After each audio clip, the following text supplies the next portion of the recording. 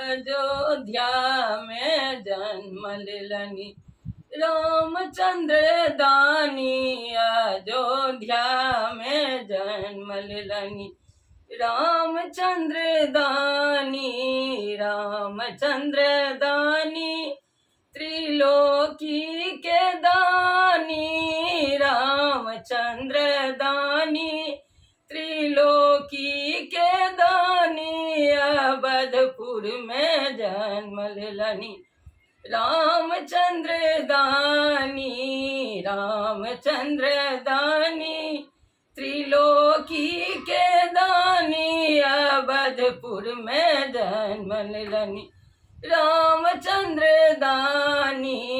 दगरिन जे दान मांगे नार छिलौनी।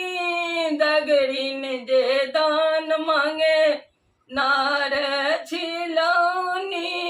चिड़िया दे दान मांगे चिड़िया दे दान मांगे सोयरी नी पौनी। अवधपुर में जन्म लेलनी रामचंद्र दानी। अवधपुर में जन्म लेलनी रामचंद्र दानी। बहिनी जे दान मांगे कजरा से दौनी। बहिनी जे दान मांगे कजरा से दौनी।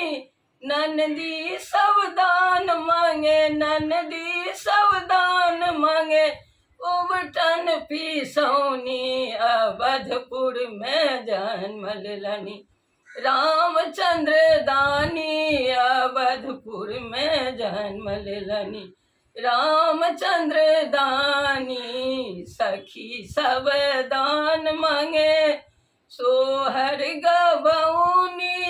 सखी सब दान मांगे सोहर गबौनी। अवधपुर के लोक मांगे पलना सजौनी।